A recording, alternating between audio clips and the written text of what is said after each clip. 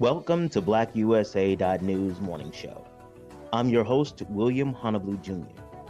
Join us as we explore the news and opinions that impact our community. We break down how the major stories have a very personal, local, and racial impact. No topic is off limits, but even if the conversation gets rough, we're always going to keep it real.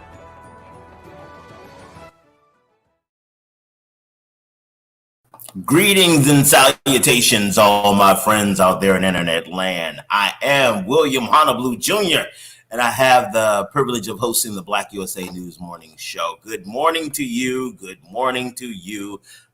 Good morning to you. I woke up, my voice sounds a little weird today. I don't know what's going on. I'll make sure I take a COVID test and some more stuff because I can't have that today. I can't have the problems and stuff. All right, so welcome. Let's see, what are we going to do today? Today we're going to be talking a little bit about the NAACP, the relationship between the NAACP and the labor movement, and some more things, and really talking about some of the work that the Baltimore City branch of the NAACP has been doing and will continue to do. But first and foremost, what I'd like to do is to remind you all of how important it is to support the local community. And that's why I love when we get an opportunity to talk about Breadcoin. We are really proud to, at Black USA News, to have the partnership with Breadcoin. Breadcoin is an organization that takes donations and they turn those donations into opportunities for people to eat. They take the money and then they put value toward these bread coins, these particular coins, and then these coins are distributed through a network of engaged and involved people throughout the area who already know who the people are that are struggling with nutrition, that are struggling with hunger and things like that. So they already know who they are. And so they have an opportunity to give them the Breadcoin. And for me, like I talk about this part all the time. For me, the best part about Breadcoin is it gives people an opportunity to have their issues addressed, their needs addressed without having to give up their dignity. There's a lot of times where in our society, we want people to look poor. We want them to show up looking needy so that we can feel that our support, our help to them is warranted or justified. I don't think that that's right. I think it's bad enough when you're in a situation where you are hungry and can't get food. It doesn't make sense for us to take your dignity as well. So working with Breadcoin allows people to maintain their dignity and also get the food that they need to survive. So hit up Breadcoin, visit their website, www.breadcoin.org for more information. Let's see. Oh, we are also, as a network, as you all know, there has been the elections in Maryland, but that was just the primary. The general election is coming up. Like, for example, at the governor's race, we have Westmore against Dan Cox. I'll have a lot more to say about Mr. Cox a little bit later. Actually, and a couple of my colleagues, they have had a number of conversations and have shared information about Mr. Cox and his background. Like, I didn't realize that he was an election denier. I did realize that he was an election denier, but that is part of, what actually got him over the finish line in the Republican primary. The fact that he believes that the 2020 election was stolen. And so we're going to be doing a lot of coverage until the election is over. And so you can always catch us and look for our continuing coverage for the Maryland 2022 election cycle. Absolutely. You need to make sure that you're informed so that you can make good decisions and you can vote for people that actually are in your best interest. Let me tell you about Darker Than Blue Grill. This is where you go for lunch or for dinner if you want to have a great time and support a business that is actively engaged in supporting the Black community. Darker Than Blue Grill. They have been working throughout Baltimore City and providing quality food to the people in Baltimore City for a long while. And this is just the latest iteration of Darker Than Blue Grill. Located at 413 North Charles Street. Please make sure you go down there and check them out. If nothing else, just stop by and say hi. Fosterpreneur. Actually, we just had our board meeting last night, and I want to say big shout out to Fosterpreneur. You'll be hearing a lot more about Fosterpreneur in the coming weeks because we are opening up the invitations for our winter cohort. Fall and winter cohort, and giving people an opportunity to register for that. So you'll be hearing a lot more about Fosterpreneur and how Fosterpreneur works with, Fosterpreneur works with alumni of the foster care system and teaches them how to develop their business and how to deal with a lot of the things that otherwise people may not be giving them options or solutions to deal with. So that is what has been going on. You know, one more thing I want to tell you all about. I want to tell you all about my company.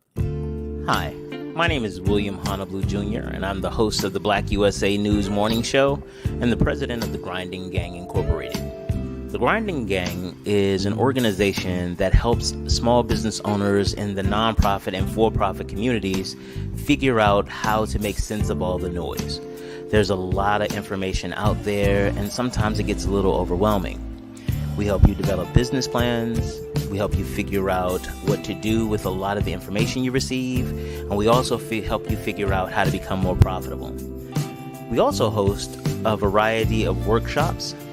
You can check out our next workshop right here. Well, all right. So that's what the Grinding Gang does. I encourage you all to hit us up. We have free workshops and things like that. Please don't hesitate to go. Wow, what's wrong with my eyes? Ooh. I don't know what's going on this morning, people. But like I mentioned, that we're going to be talking about the NAACP. And you all know I went to the conference last week. And I had an amazing time. I had an amazing time learning so much about the movement and how not just the movement, the NAACP movement in general, but also how the work that we do as volunteers in our individual branches all comes together and really pushes the mission of empowering the communities, the disinvested communities, especially the Black communities. I got to learn and see a lot more how that works. And one of the places that it was most pronounced is when we were talking about issues around labor, around organizing and things like that. So what I want to show you, we had Ray Curry, who is the president of the UAW. He came and talked to us for a little while. I want to share some of his thoughts. Thank you, Chairman Russell, for that introduction. And I know we're keeping you timely. We're within a few minutes for being targeted on that, but the chairman needs to be able to make another appointment. I also want to thank our president and CEO who was here with us previously, and also Derek Johnson, and also our vice chair who joined us here for lunch today, our chair, Morgan Stowns, and our labor chair, Robin Williams. This has been a great afternoon together, and we are greatly appreciative of your participation and staying with us. I want to bring you warm greetings this afternoon for our International Executive Board from the UAW. Hardworking men and women, some are here today at various tables inside UAW. Let me hear you inside of this room.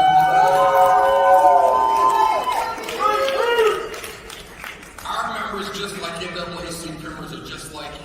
They're out on the front lines each and every day fighting for social justice in every way possible. The fight is not just in our workplaces, the fight's in our communities, the fight's in our schools, the fight's in our nation, and the fight's even across our international borders.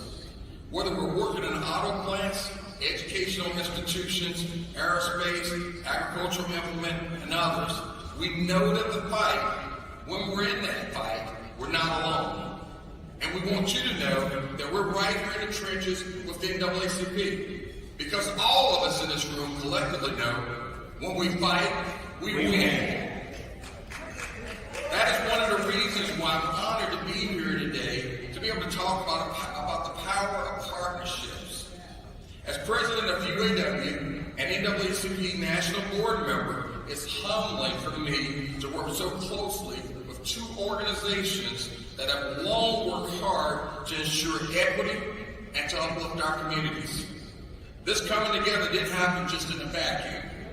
It wasn't invented by science. It was a choice. Two organizations made independent choices that bond between them would collectively be together, and it would be the most powerful partnership our nation has ever witnessed. It's significant and extremely consequential that the UAW and NAACP have been power partners for decades. From the beginning, actually, of both of our organizations. Together, we build our power, and we form a collective truth that reminds us of one thing, that when we come together in solidarity and brotherhood, we strengthen our communities. The fruit of that relationship has made America better because we have been able to stand side by side with each other. That's where justice and better communities for working men and women have been created. We've created a template for which our partners all across this country and across this globe find themselves using each and every day to fight the justice that they face. Building enduring coalitions like this one, we can share on a bedrock principle of key things. The labor movement, where we recognize workers and their rights in their communities that are stronger together. Collective power gives labor and leverage across this country and across the tables when they're negotiating with management. What we cannot accomplish becomes possible when we join together for the common interest of workplace. Labor similarly builds collective power when we work with a group like the NAACP to take on important issues for each and every one of us. Segregation, attacks on voting rights, housing, or equal access to employment. Let me tell you about a few examples of that. During World War II, manufacturing plants in Detroit increased work opportunities, which came from the need for housing, especially African Americans who traveled from the South. As stable African American communities became overcrowded in the greater city of Detroit, NAACP and others worked with the union to establish new housing for African Americans. In order to accomplish this, partnerships were crucial. The NAACP, in one case, it was a vocal UAW member and a minister, Horace White, African American in Detroit. He helped connect the UAW and the NAACP's respective membership toward one common goal. That goal was an alliance and a utilization of federal tax dollars at the time to be able to develop what was known as the Sojourner Truth Housing Project. That housing project was slotted for the development in East Side of Detroit. But here's what happened about that housing project. 1941, the federal government and the Detroit Housing Commission approved the construction of those 200 units. Those units were significant to house African Americans who were going to be working in the defense industry as a result of World War II. But white residents nearby decided and protested and believed that that Sojourner Truth neighborhood needed to be all white. After failing to secure an alternative site, African American workers fought for the right to move into Sojourner Truth, but not without incident. As many of you can imagine, there were demonstrations that took place, violent clashes, hundreds of arrests that were prompted. It could have been ended badly, but then Mayor Edward Jeffries chose to mobilize the Michigan National Guard to make sure that those African Americans moved into the Sojourner Housing Project. That was one of the first types of partnership between the UAW and the NAACP, but it wasn't the last. Coming together to help build a community. It was moved to usher in an era of affordable housing that took place, integrated communities that took place across the nation. and housing that made a difference in the lives of over 200 African Americans that had moved from the South as part of supporting their country's defense industry during a time of need, during a time of war, World War II. That is power. And with that power, our members continue to fight along and scored a number of huge victories across this nation. And with the NAACP, we continue to have a number of other powers. In 2017, there was a march on Mississippi, and it was an opportunity for labor and the NAACP to partner together to take a stand against organizing in support of the Nissan workers. Led by the UAW, and then Mississippi State Conference President Derek Johnson, now our President and CEO, the NAACP and the UAW mobilized thousands for a rally on behalf of the workers in Nissan. That is power. When a county and state officials attempted to seize a charter of a town in West Tennessee, the National NAACP, the Tennessee State Conference NAACP, and its leader, Laura Sweetlove, and labor pushed back. And they said, no, that's not going to happen. And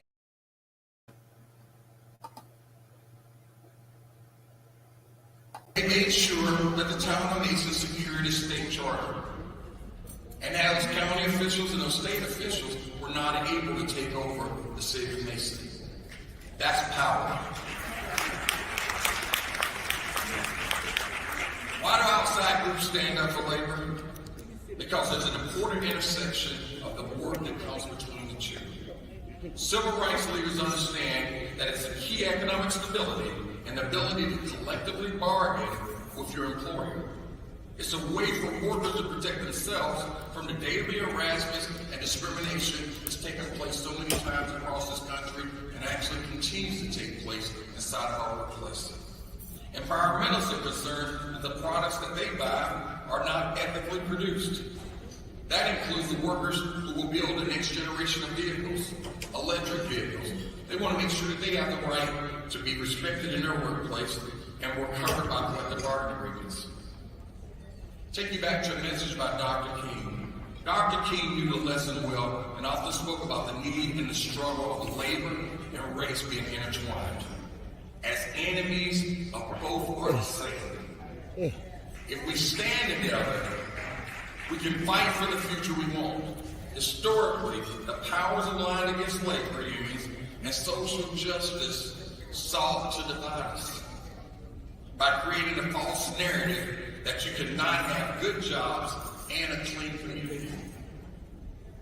When you think about that message alone, you think about the interests of organized labor and the conflict with those fighting for social justice and the power in the communities of color.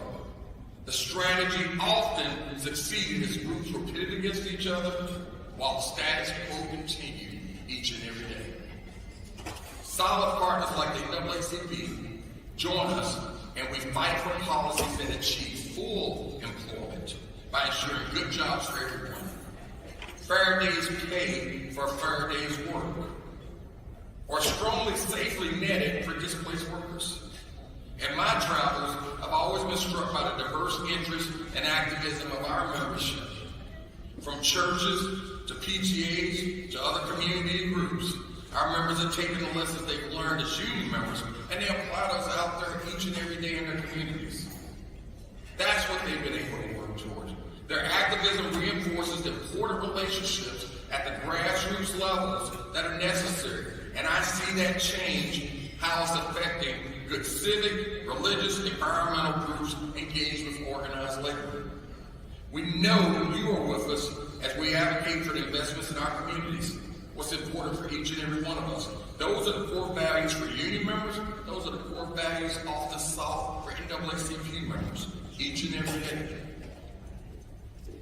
Isn't the legacy of both the UAW and the NAACP interested about an intersection and a partnership? Isn't it what solidarity means? Isn't it the idea that we stand together in justice for all? That's what the truth fights for. That is power. president for 13 months now. And they've been busy months. In addition to the core work of bargaining support contracts and building strong coalitions and continue to work with our partners like the NAACP and so many others, my commitment to our union, our partners, is we will build stronger, and when we fight, we will win. We are building alliances that are not transactional, but actually enduring. Enduring is a long lasted for many decades. We're doing the work together each and every day, and we're stronger together to face the next challenge. Whether that challenge be supporting Amazon labor union members, whether that challenge be supporting the next attack on the town of Nice, Tennessee, whether that will be supporting Starbucks workers. The power and the commitment and a partnership is about advancing another opportunity for another generation. That is the kind of power that each and every one of us needs to be part of. That's the kind of power that's building power and is generational power. In the case of the NAACP and the UAW and all of collective bargaining and all of the labor unions, it's truly in our DNA. It's part of our history, and it's part of what makes us all strong. It's also part of what makes each and every one of us better with the work that we do.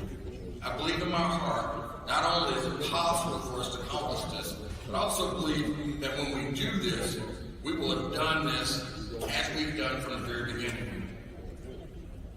As we face the future, I see a new landscape that's about in front of each and every one of us for this relationship. It's one that's deepened, and it's one of an understanding about workers' rights, where unions find themselves with like-minded allies who will safe, clean, prosperous communities powered by union jobs, powered by union wages, powered by another opportunity for another generation. It's a promising foundation that we can all build upon. I raise all of these stark and recent examples of what happens when you stand together and when you fight for social justice, when you fight for equality, and when you fight for the rights of all. We can create the moments. We can create the next movement. We can create and be part of the power of change that's so essential to each and every one of us. That is why all of these coalitions are important. You may not need the NAACP today, but you may find yourself in a situation that you have no one else to reach for in a time of need. That is why we all must continue to fight, and we must continue to fight the good fight, and we must continue to fight for what is right. It's as simple as that. Because my NAACP and labor friends, that is power. Thank you.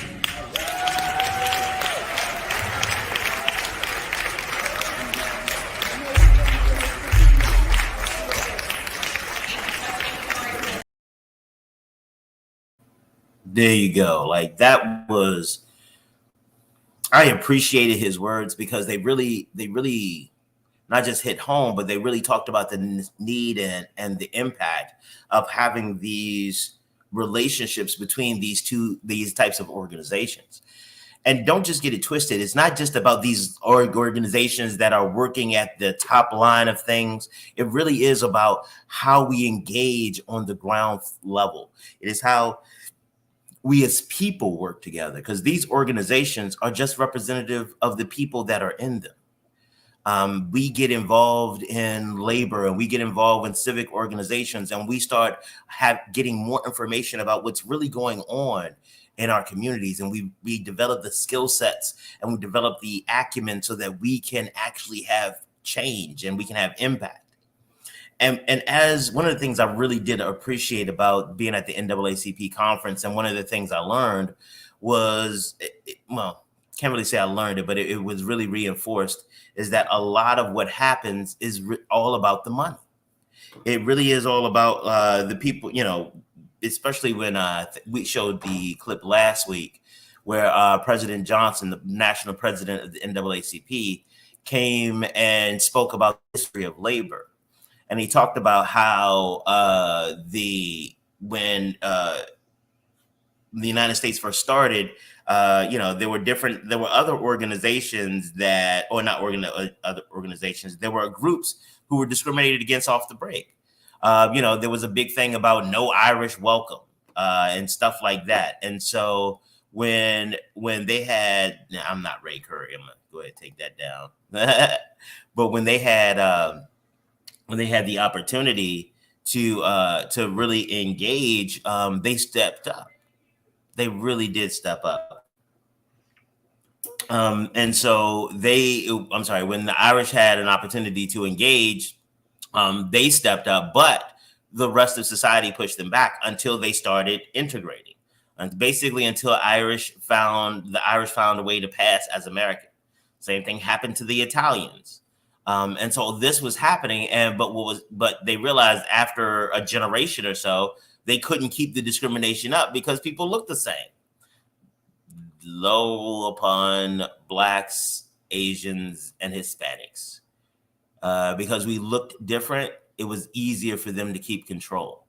One of the reasons that slavery manifested the way it did was because of the labor movement. Because there were a lot of Black people who came. They weren't necessarily kidnapped. They were offered rides. A lot of the Irish and a lot of the people who came to America initially, they came as indentured servants.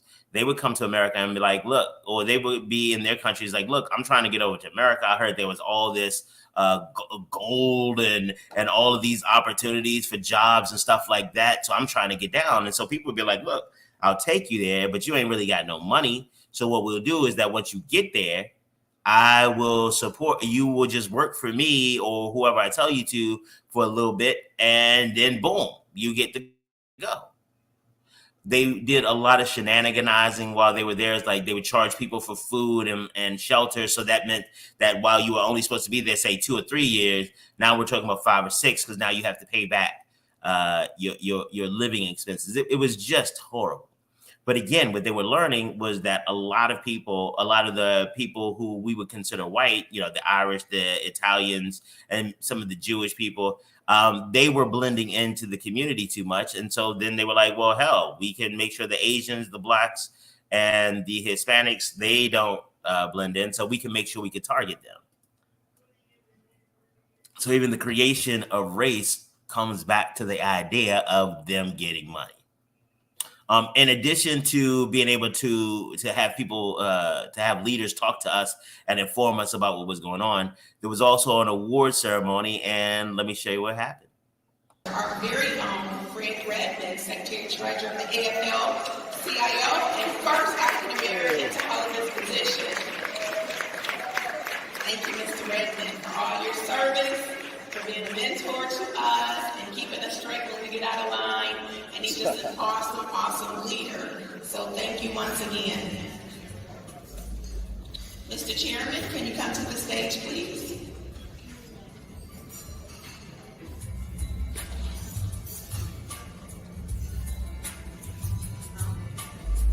I just want to thank the NAACP for this honor.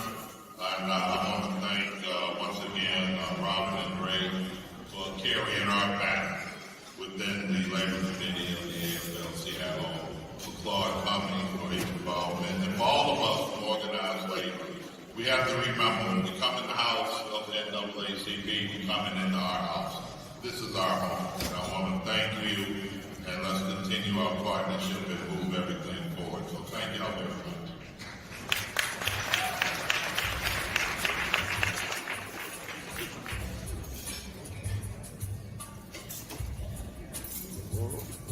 The next set of awards have been granted to 4 leaders. We're very happy. The Benjamin L. Hooks Keeper of the Flame Award.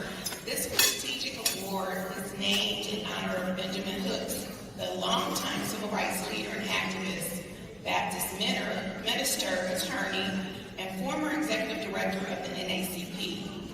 This award recognizes individuals who have made significant contributions to racial equality and fair labor practices. Our first awardee is the Amazon Labor Union, and here to receive this award is Christian Smalls.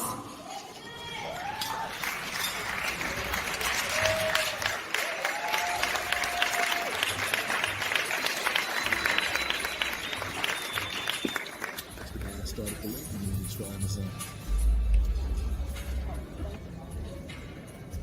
Is Labor in the house? Thank you, NAACP, for presenting this award to us, myself and ALU, on behalf of ALU. I'm definitely grateful for this opportunity. This is just the beginning. I don't know who was at the AFT convention, but I mentioned at the AFT convention, what's up? I see y'all. And I know that Detroit is in the house too. Shout out to Detroit. All my family's here, your family's here. So, you know, the message that I have is clear. You know, this is just the beginning for us, and we all have to be, like Bobby mentioned, one movement. And the other side is winning. You know, we gotta understand the moment that we're in, and understand that the window of opportunity is closing on us rapidly. You know, 2024 is around the corner, and I know there's a lot of us in here that's like, we don't even know which way we're going. So let's take a moment to realize that we all need to take advantage of this opportunity, come together as a labor movement, and fight against the odds and the powers against us, because it's going to come to a point of no return. So I'm here to stand with you guys, stand for you guys, stand with the working class. We're going to continue to take this all the way, and the power remains with the people. And solidarity forever. Love you all. Appreciate it.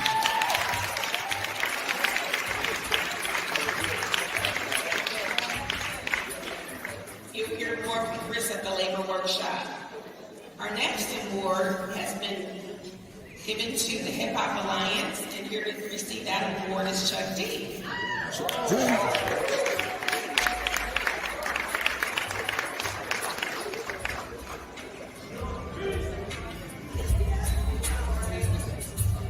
Shut him down. Hello, everybody.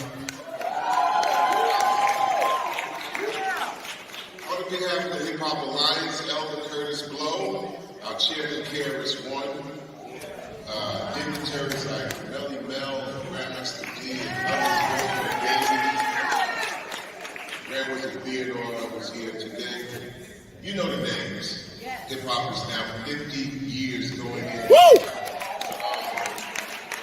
So, I mean, on the 113th NAACP, it's long due that we're looked upon as being serious. Some situations that dot the I's and cross the T's are necessary in any phase of life.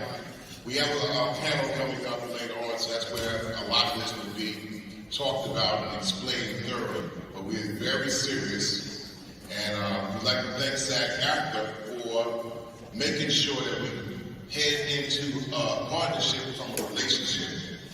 Because for the longest period of time, hip-hop and rap music like jazz, blues, rock and roll, which was renamed from rhythm and blues, we've always had this quote-unquote relationship. But what the music, the art, the genre, the art form, everything that everybody's grown up with over the last 100 years, the tenure of the NAACP itself, is that we need partnerships. And we'll be talking about that. So we accept this award, but more than an award, we accept this beginning to be looked upon as seriously as we're looked upon worldwide inside this country. All right? So thank you. Let's get it started.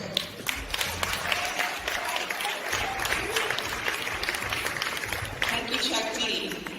The next recipient of this award is Starbucks Workers United. Here to receive that award is Sierra Good.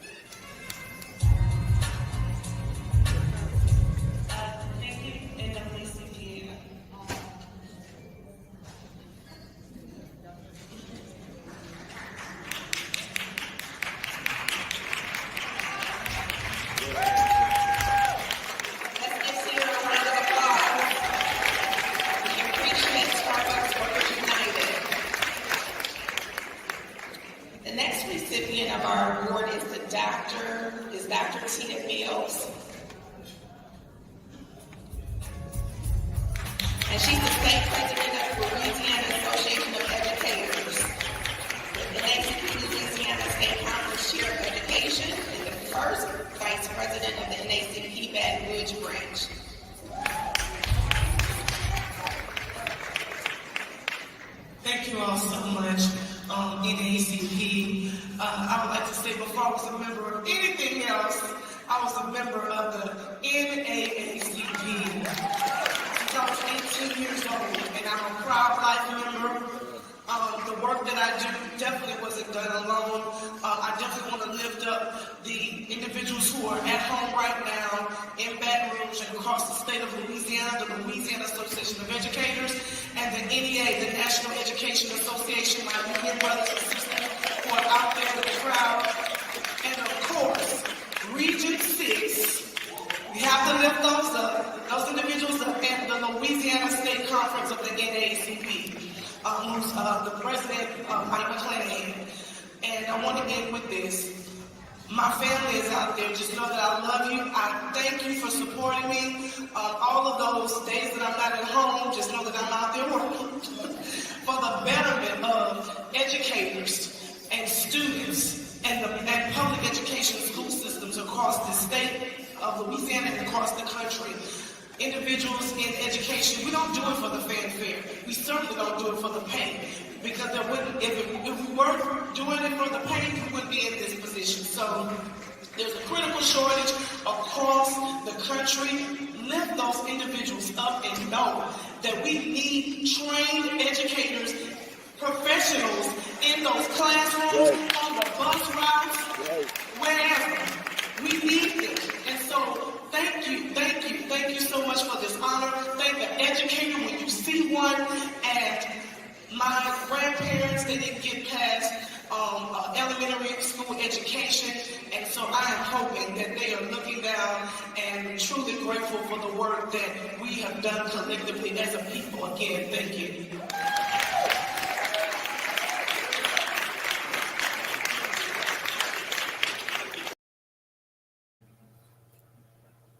I wanted to make sure that I shared the awards with you. It was very important for you to see what happens. These are real people who are on the ground on a regular basis making a difference.